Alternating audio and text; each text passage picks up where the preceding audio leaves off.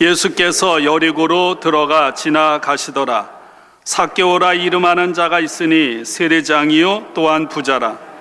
그가 예수께서 어떠한 사람인가 하여 보고자 하되 키가 작고 사람이 많아 할 수 없어 앞으로 달려가서 보기 위하여 돌 무화과 나무에 올라가니 이는 예수께서 그리로 지나가시게 되밀어라. 예수께서 그곳에 이르사 쳐다보시고 이르시되 삭개오야 속히 내려오라. 내가 오늘 내 집에 유하여야 하겠다 하시니 급히 내려와 즐거워하며 영접하거늘 뭇사람이 보고 수군거려 이르되 저가 죄인의 집에 유하러 들어갔도다 하더라. 삭개오가 서서 주께 여짜오되 주여 보시옵소서. 내 소유의 절반을 가난한 자들에게 주겠사오며 만일 누구의 것을 속여 빼앗은 일이 있으면 내 갑절이나 갚겠나이다. 예수께서 이르시되 오늘 구원이 이 집에 이르렀으니 이 사람도 아브라함의 자손임이로다. 인자가 온 것은 잃어버린 자를 찾아 구원하려 함이니라. 아멘. 어릴 때부터 교회 다니고 신앙생활 하신 분들은 삭개오에 대해서 너무나도 익숙하고 잘 알 것입니다. 삭개오는 교회 학교에서 선생님들과 아이들이 가장 좋아하는 인물이요 주제이기 때문입니다. 삭개오를 인물로 해서 연극도 하고 그리고 노래도 부르던 옛날 어린 시절이 생각납니다. 예수님을 보고 싶어 무화과 나무에 올라간 키 작은 삭개오, 성경 전체에서 아마도 우리에게 가장 강한 인상을 남기는 그런 몇 사람 중에 하나일 것입니다. 그리고 여리고라고 하는 마을은 이 삭개오로 인하여 2000년이 지난 오늘 우리들에게까지 좋은 인상으로 남아 있습니다. 삭개오와 관련되어서 여러분 주일학교 때 노래 부르던 생각 나시나요? 제가 3절까지 있는데 2절까지 2절만 불러보겠습니다. 아는 분들 어릴 때 불렀던 건 안 잊어먹거든요. 보고 싶어 보고 싶어 예수님 얼굴 그렇지만 키가 작아 보이지 않아 삭개오는 엉금엉금 올라갔어요 뽕나무 꼭대기로 올라갔어요 3절 내려와요 내려와요 착한 삭개오 예수님이 아래에서 부르셨어요 삭개오는 불이 나게 내려왔어요 예수님을 제 집으로 모시었어요 삭개오 노래 너무 강하게 이렇게 우리 정말 많이 불렀던 찬송입니다. 삭개오는 어린아이들에게요 영웅과 같은 인물입니다. 삭개오는 어린아이처럼 키가 작았습니다. 어느 날 아이들이 예수님을 보고 싶어서 예수님에게 가까이 다가가려고 할 때 예수님의 제자들과 어른들이 뭐라고 했습니까? 저리 가. 애들은 저리 가. 이렇게 해서 꾸짖고 내쫓았습니다. 예수님이 그 모습을 보고 오히려 예수님의 제자들을 꾸짖으면서 어린아이를 불러서 자신의 품에 안고 자신의 무릎에 앉히면서 이렇게 말하죠. 너희가 결탄코 여기 있는 어린아이와 같지 않으면 하나님 나라 천국에 들어갈 수 없다. 이렇게 말씀하셨어요. 어린이들 뿐만이 아닙니다. 여러분 예수님에게 어른들도 예수님에게 다가가고 싶지만 여러 가지 이유로 인해 자신의 모습, 자신의 형편, 자신의 처지로 인해서 소외된 사람이 되어서 예수님에게 다가갈 수 없는 사람들이 많았어요. 그들에게 삭개오는 위로요, 희망이요, 영웅이었던 것입니다. 누가복음은 예수님이 갈릴리에서 예루살렘으로의 여행의 이야기를 다루고 있습니다. 예수님 당시에 이스라엘이 얼마나 클까요? 팔레스틴이. 어떤 사람은 한 강원도만 하다고 그러고요. 또 어떤 사람은 경기도보다 조금 작다고 합니다. 그럼 대한민국도 작잖아요. 그죠? 그런데 대한민국이라고 하지만 강원도만 하다, 경기도보다 조금 작다. 그럼 어느 정도인지 어느 정도 가늠은 할 수 있죠. 그런 나라들이 항상 갈릴리를 바다라고 그렇게 얘기하죠. 그런 거죠. 여러분, 예수님께서 예루살렘으로 들어가시기 전에 마지막으로 들린 마을이 여리고입니다. 여행 중에 이 여리고에서 마지막으로 기적을 행하셨습니다. 누가복음이 전하는 여리고와 관련된 두 가지 사건이 있습니다. 예수님께서 여리고로 들어가기 직전에 앞을 보지 못하는 사람을 고쳐주셨습니다. 물론 마가복음에는 그 사람이 바디메오였다고 그러고요. 마가복음은 예수님께서 여리고를 떠나실 때 바디메오를 고쳐주셨다고 기록하고 있습니다. 그리고 또 하나는 여리고에 들어가셔서 세리장인 삭개오를 만나 주신 것입니다. 1절 말씀 한번 보세요. 1절, 예수께서 여리고로 들어가 지나가시더라. 여러분, 뭐 아무 감동이 없을 것 같잖아요. 저는 이 말씀을요, 옛날부터 이 말씀이 정말 저에게는 강한 울림으로, 큰 감동으로 남아 있습니다. 지금도 마찬가지예요. 예수님께서 여리고로 가신 것은 오직 한 가지 때문입니다. 뭐 때문일까요? 바로 삭개오 한 사람을 만나기 위해서. 이런 생각을 해봤습니까? 여러분, 그토록 바쁘신 예수님께서 모든 걸 다 제껴두고 삭개오 한 사람을 만나기 위해서 그 마을로 가셨다. 오늘 정말 어떤 한 나라의 대통령이나 엄청난 그런 존경을 받는 사람이 LA에 올 필요가 없는데 나를 만나기 위해서 LA를 거쳐서 다른 데를 가신다. 이렇게 생각하면 좀 더 이해하기가 쉬울 수 있을 것입니다. 삭개오가 예수님에게 이토록 소중한 만큼 오늘 저도, 그리고 이 자리에 있는 여러분 한 사람 한 사람도 예수님에게 소중한 사람이라고 믿습니다. 로마서 5장 8절 10절은 이렇게 증언합니다. 우리가 아직 죄인 되었을 때 그리스도께서 우리를 위하여 죽으심으로 하나님께서 우리에 대한 자기의 사랑을 확증하셨느니라. 10절, 우리가 원수 되었을 때 그의 아들의 죽으심으로 말미암아 하나님과 화목하게 되었은즉.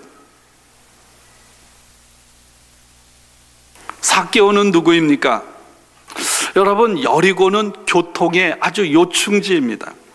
지중해에서, 서쪽 지중해에서 또는 남쪽 애굽에서 사우디아라비아에 있는 아라비아 반도로 들어가기 위해서 반드시 거쳐야 하는 곳, 북쪽에는 갈릴리 호수에 있는 가버나움이 있다면 남쪽에는 여리고가 있었습니다.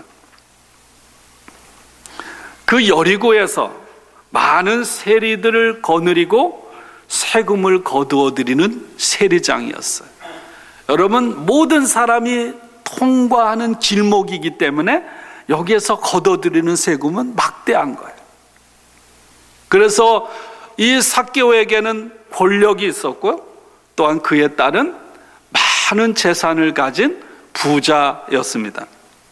삭개오라는 이름은 헬라어, 그리스어 표현입니다. 히브리어로는 자카이라고 합니다. 자카이라는 이름이 가진 뜻은 여러분들이 부모나 할아버지가 이름을 지어줄 때 그냥 개똥이 뭐 이렇게 지어주나요? 어떻게 지어주나요?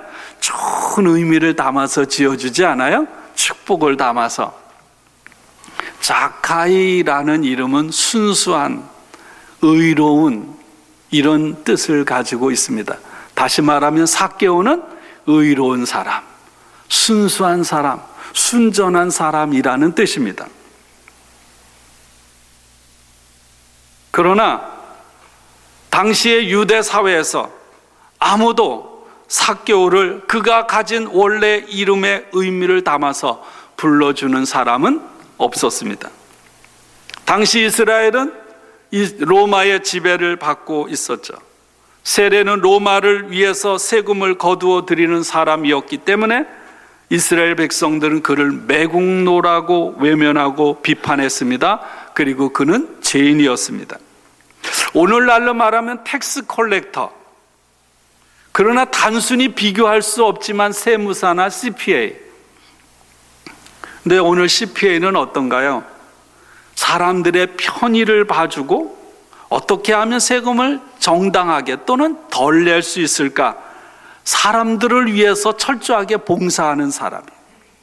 그러나 세리는 이스라엘 백성들이 아닌 로마를 위해서, 그리고 또 자신의 배를 채우기 위해서 일했던 사람입니다. 사람들은 삭개오를 어떻게 불렀는가? 키가 작은 사람이라고 불렀습니다. 우리나라 같으면 개똥이 이렇게, 그죠? 막돌이, 끝순이 이렇게 불렀을 것 같습니다. 키가 작다는 말은 어떤 의미를 가지고 있는가 하면 아직 어리거나 성숙하지 못하다. 삭개오는 외관상으로 키가 작은 사람이었습니다. 그러나 그 담긴 사람들이 붙여 부르는 이름은 뭔가 어른이지만 아이 같은 사람, 어른이지만 성숙하지 못한 무엇인가 부족한 사람, 이렇게 부름으로 사람들은 삭개오를 무시하고 배격했습니다. 삭개오는 권력도 있었고 돈도 많이 가진 부자였지만 그 사회에서 그는 철저하게 소외된 사람이었습니다. 근데 그가 어느 날 예수님께서 그 마을에 오셨다는 소식을 듣는 거예요. 지나가신다는 소식을 듣고 예수님이 어떤 사람인지 만나보고 싶었습니다. 여러분, 예수님이 가시는 길은 어떤가요? 사람들이 구름대처럼 몰려들어서 예수님에게 쉽게 가까이 다가갈 수가 없어요. 예수님을 볼 수가 없어요. 너무너무 사람이 많아서. 더군다나 삭개오는 키가 작습니다. 그러니 무리 속에 있는 예수님을 더더군다나 볼 수가 없는 거예요. 그래서 어떡합니까? 먼지는 길을 앞으로 부지런히 달려가서 저 멀지에 있는 무화과 나무 위로 올라갔습니다. 옛날 우리 성경에는 뽕나무, 제가 찬송할 때도 뽕나무라 그랬어요. 우리 여기에 사는 사람 무화과 나무 거의 한 번씩 보셨죠? 근데 한국에서는 무화과 나무가 옛날에는 없었기 때문에 뽕나무라고 번역을 한 거죠. 이 무화과 나무는 오래된 건 굉장히 이렇게 올라가기도 편하고요, 크게 자랍니다. 그리고 가지도 넓게 퍼지고 이파리가 넓죠? 창세기 3장에 보면 아담과 하하가 죄를 범하고 나서 자신의 벌거벗은 것을 부끄러워서 어떻게 하죠? 무화과 잎으로 치마를 만들어서 가렸어요. 이파리가 그만큼 넓적하다는 거죠.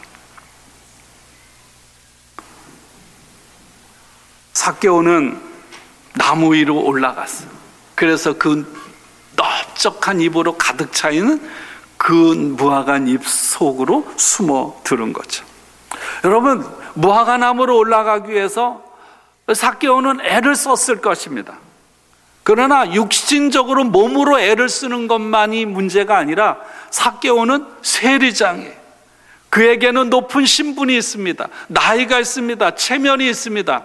여러분, 그것을 뒤로 하고 나무 위로 올라간다는 것은 엄청난 용기가 필요한 거예요. 그러나 여러분, 예수님을 보고 싶고 만나고 싶은 간절한 열망이, 그 체면, 그런 모든 것들을 이겨낸 거죠. 예수님은 멀리 무화과 나무 잎 사이에서 자기에게 가까이 다가오시는 예수님을 보았습니다. 예수님께서 놀랍게도 그 가까이 오셔서 가던 발걸음을 멈추십니다.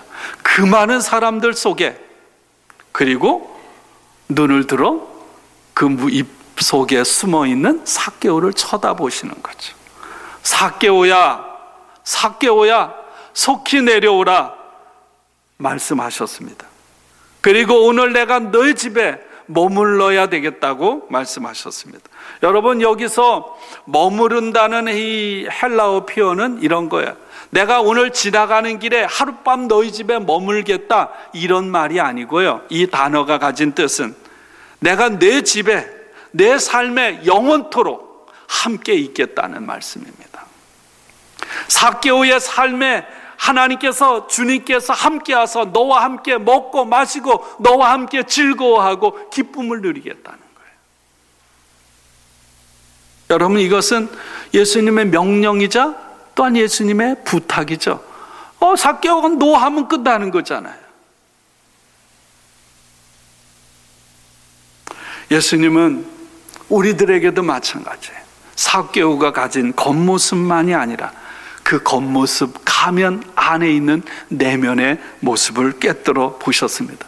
이미 예수님은 여러 차례 세리들과 만나본 경험이 있어요. 그들과 함께 식사를 했어요.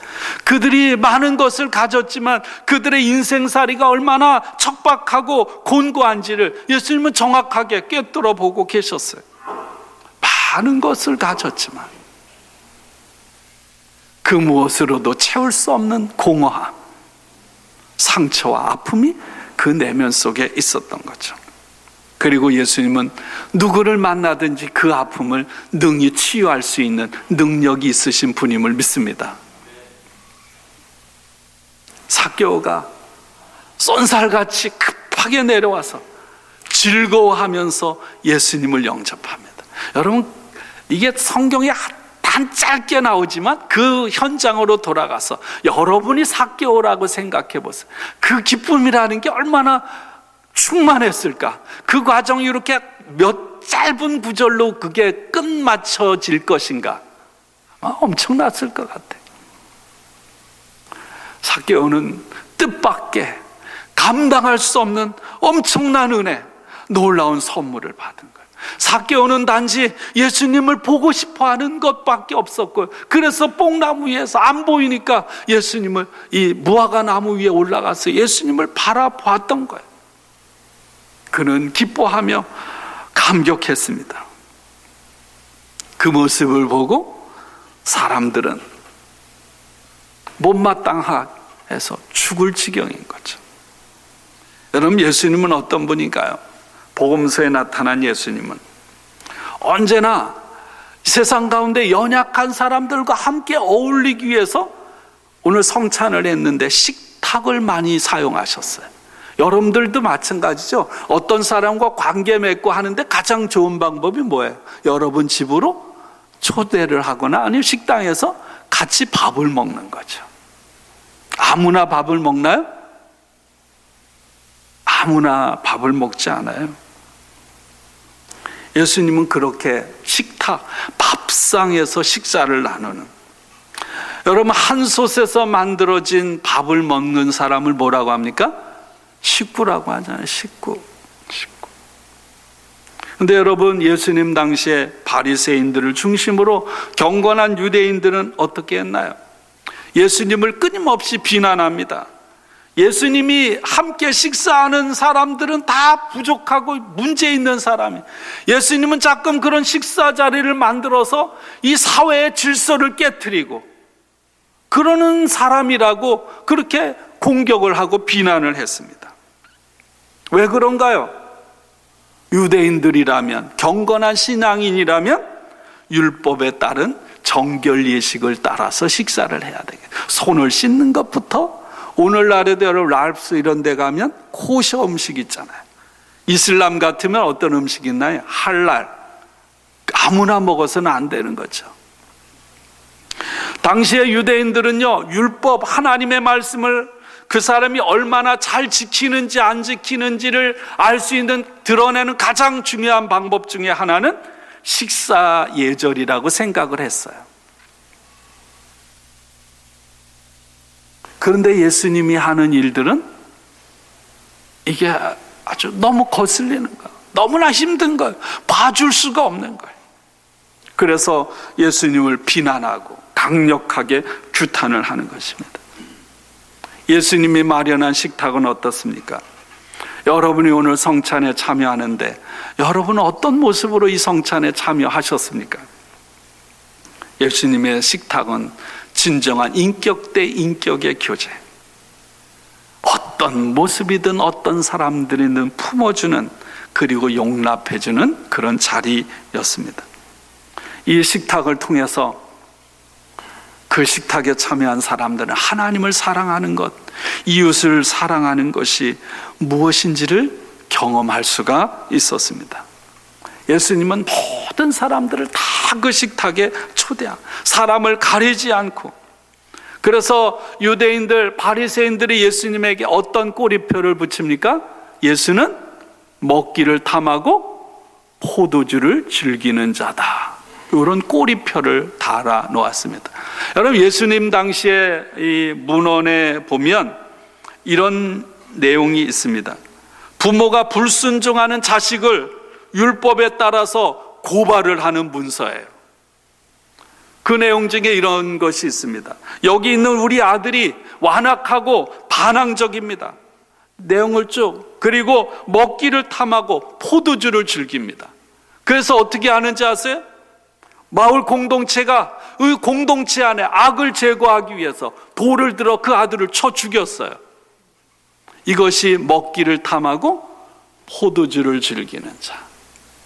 예수님은 그 공동체에 있어서는 안 되는 불순분자 같은 사람이에요. 바리새인들, 경건한 유대인들, 그들의 식탁에는 아무나 올 수가 없어요. 정결해야만 함께 와서 나와 먹을 수가 있습니다. 깨끗하지 못하면 함께 먹을 수가 없어요.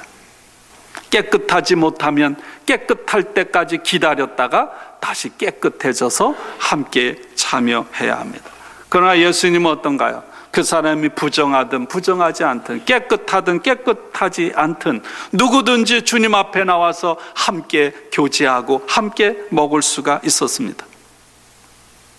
예수님은 그 사람을 부정한 채로 놔두지 않고요, 그 사람을 예수님께서 깨끗하게 온전하게 하신 줄로 믿습니다. 깨끗해야 된다, 정해야 된다, 거룩해야 된다, 흠이 없어야 된다, 그런 기준을 마련해 놓고 턱을 마련해 놓은 것이 아니라 누구든지 예수님 앞에 나오면 예수님께서는 그 사람을 거룩하고 깨끗하고 온전하게 만드신 거예요. 바로 그것이 예수님의 하신 일임을 믿습니다. 예수님의 식탁은 언제나 은혜가 넘치는 자리였습니다. 여러분, 예수님의 식탁은 은혜의 장소, 은혜의 장소가 될 때 그 식탁에 참여하는 사람은 위로를 얻고 치료를 얻고 그 식탁에서 꿈을 갖게 되고 희망을 갖게 되는 그런 역사가 일어난 줄로 믿습니다. 저는 여러분의 가정의 식탁이 그런 곳이 되기를 원합니다. 여러분, 여러분의 가정의 식탁이 그런 곳이잖아요. 여러분의 자식들이 밥벌이를 해서 여러분 식탁에 떳떳하게 앉나요? 아니잖아요. 여러분의 가정의 식탁은 은혜의 자리예요.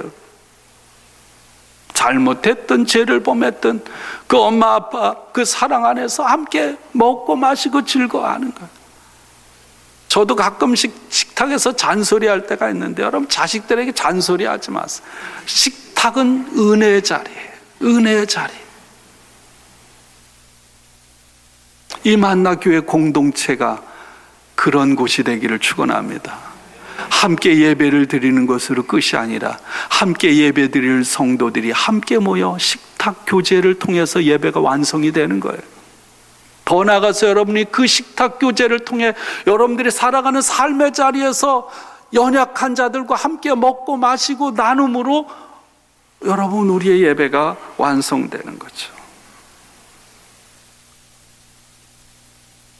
예수님을 주인으로 모시고 살아가는 여러분의 식탁이 될 때 여러분, 그 가정에 있는 아이들이 위로를 얻고 꿈을 갖고 소망을 얻게 되고, 이곳에서 함께 공동체가 사랑을 나누는 그 자리에 참여하는 사람들이 위로를 얻고 꿈을 갖게 되고 치유를 받게 되는 줄로 믿습니다.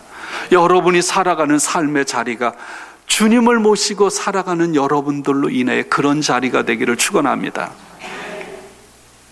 여러분, 예수님과 함께 앉으면 머지않아 우리가 하나님 나라 천국 잔치에서 참여할 그 기쁨을 오늘 이 자리에서 누리게 됨을 믿습니다. 그래서 오늘 구원이 임했다고 그러잖아요. 내일 구원이 임한 게 아니라 오늘 이 자리에 구원이 임했다.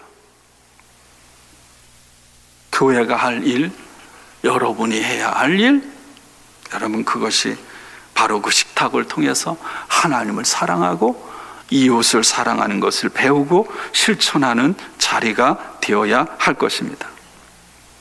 여러분, 누구든지 이 사랑을 만나면, 이 하나님을 만나면, 이 은혜를 만나면 여러분 어떻게 될까요? 내 있는 모습 그대로일 수가 없어요. 반드시 변화되게 됩니다. 내 삶 전체가 변화되는 거예요. 내 삶 전체가 뒤집어지는 거예요. 그걸 가리켜 성경은 회개라고 하는 거예요. 내가 의지적으로 회개하는 게 아니에요. 그분이 나를 만져주시고 그분이 나를 사랑해 주시니까 그 사랑 앞에서 내가 변화되는 것이 회개임을 믿습니다. 억지로 안 되죠. 억지로 해서 얼마나 갑니까? 예수님의 사랑을 경험한 삭개오는 예수님과 함께하는 그 만찬에서 두 가지를 결단합니다. 첫째는 뭡니까? 내가 내 소유의 절반을 가난한 자들에게 구제하는 일에 쓰겠습니다. 두 번째는 누구의 것을 속여서 빼앗은 일이 있다면 4배나 갚겠습니다. 여러분, 율법에는요, 누구의 것을 부당하게 취했으면 거기에 따른 뭐예요? 5분의 1, 20%를 더해서 갚아주는 거예요. 근데 삭개오는 몇 배? 4배로 갚겠다고. 여러분, 이 사랑을 체험하면, 은혜를 체험하면 계산을 넘어서는 거죠. 여러분, 자식을 키울 때 계산하나요? 연애하고 사랑하는데 계산합니까? 계산 안 해요. 계산을 넘어서는 거죠. 삭개오는 주님의 사랑 앞에 깨졌어요. 진정으로 회개했습니다. 여러분, 회개라는 것은 내 마음으로 내가 잘못했구나, 아니면 그렇구나, 마음의 변화만으로는 회개가 아니에요. 여러분이 누군가를 사랑하는데 내가 저 사람 사랑해, 이거 사랑 아니죠? 사랑은 표현이 되지 않으면 사랑이 아니에요. 회개도 마찬가지예요. 내가 이전에 잘못 살았던 것들에게서 떠나고, 여러분, 완전히 처음 하나님께서 계획하신 대로 본래 상태로 회복되는 것이 회개임을 믿습니다. 오늘 말씀을 보면요, 삭개오가 내 재산을 전부 드리겠습니다 이렇게 얘기하잖아요. 여러분이 하나님을 믿을 때 여러분 재산 몽땅 내놓으라 그러지 않아요. 물론 여러분, 예수님이 제자들을 부를 때 특별 사명을 부여할 때는 배를 버리고 그물을 버리고 부모를 버리고 떠나야 돼요. 앞장 18장에서 젊은 관원, 내 가진 모든 것을 버리고 남에게 주고 나를 따르라고 했어요. 그 부자 관원이 고민하다가 돌아갔어요. 그건 특별 사명이에요. 그러나 일반적으로는 모든 걸 달라고 그러지 않아요.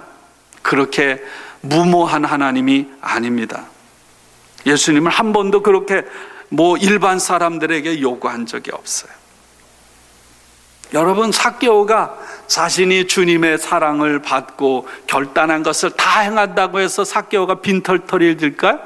아니에요. 그렇지 않아요. 아마 우리는 추측할 수 있어요. 삭개오가 예수님을 만나고 이런 일을 행하고 나서 아마 그는 정직하게 살았을 거예요. 아니면 허비하고 낭비된 삶을 살지 않았을 것입니다. 그것이 너무나 소중한 것임을 알기 때문에, 내가 내 것을 다 나눠줬다고 해서 그가 무엇을 먹을까, 어떻게 살지, 여러분, 미래를 보고 염려하거나 근심하거나 걱정하지 않았을 거예요. 그건 그에게 문제가 되지 않아요. 왜? 그는 비교할 수 없는, 그 무엇으로도 비교할 수 없는 인생의 가장 귀중한 가치, 그것을 발견했기 때문인 줄로 믿습니다. 예수님께서 이렇게 말씀했죠. 앞에는 내가 오늘 내 집에 유하여야 하겠다 이렇게 말씀하셨는데 뒤에 어떻게 말씀하시나요? 오늘 구원이 이 집에 이르렀으니 이 사람도 아브라함의 자손입니다. 이전에 소외되었던 삭개오를 참된 아브라함의 가족, 하나님의 사람으로 회복시켜 주셨습니다.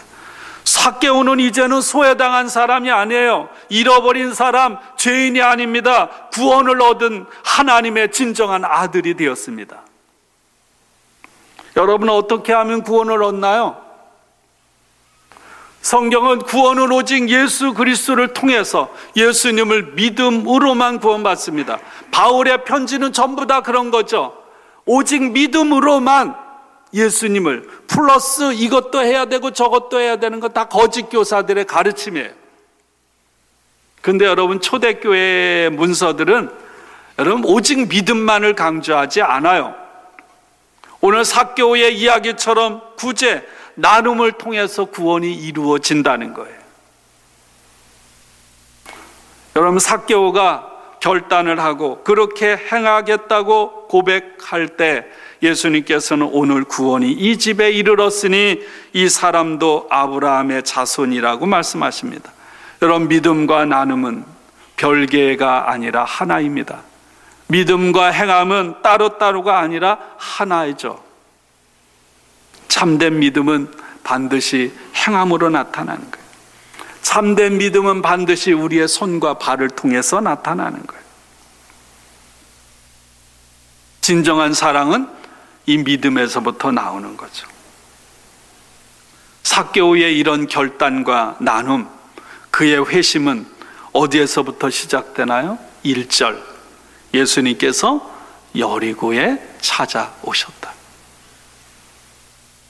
그리고 예수님은 아무도 불러주지 않는 삭개오의 이름을 불러주십니다. 일부에도 제가 그런 얘기를 했어요. 폴 트루니에, 기독교 심리학의 가장 정말 위대한 분, 그분은 부모님이 돌아가시고 어린 때 부모님이 돌아가시고 심각한 자폐에 빠져 헤어나올 수가 없었습니다. 그런 그에게 초등학교 7살 땐가요, 선생님이 사랑 가득 담긴 음성으로 폴이라고 그렇게 불러주었을 때 그는 자폐에서 벗어날 수 있었다고 했습니다. 여러분이 자식들을 그런 마음을 담아서 불러주면, 여러분이 누군가를 그런 사랑을 담아 불러주면 그것이 아무것도 아닌 것 같지만 그것이 그 사람을 살려내는 줄로 믿습니다. 삭개오야. 여러분, 그 음성을 들었을 때 삭개오가 어땠을 것 같아요? 저 매국노, 저 키 작은 사람, 덜 떨어진 사람, 그게 아니라 너는 의로운 사람이야. 너는 순수한 사람이야. 오늘도 하나님은 저와 여러분을 그렇게 대하시고 불러주심을 믿습니다. 변함없는 사랑으로요.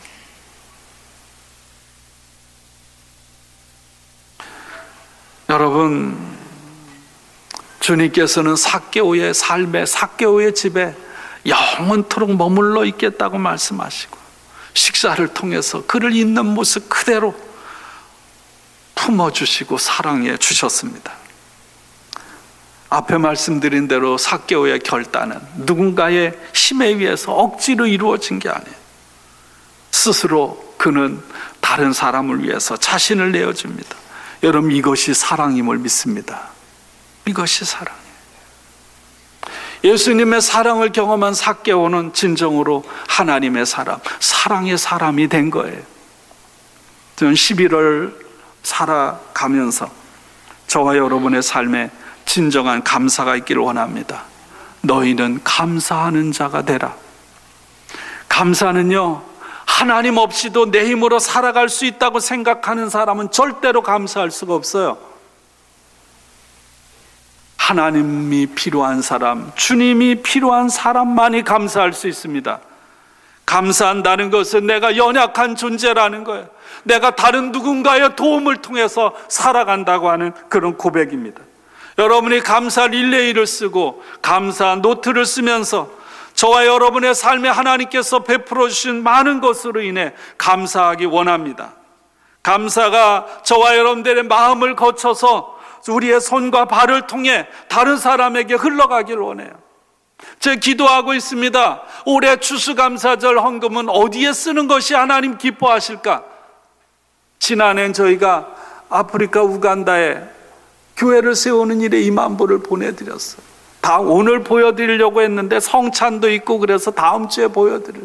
아프리카 우간다에 우리의 작은 것이 그 지역에 하나님의 교회로 우뚝 서가는 모습 감동적입니다.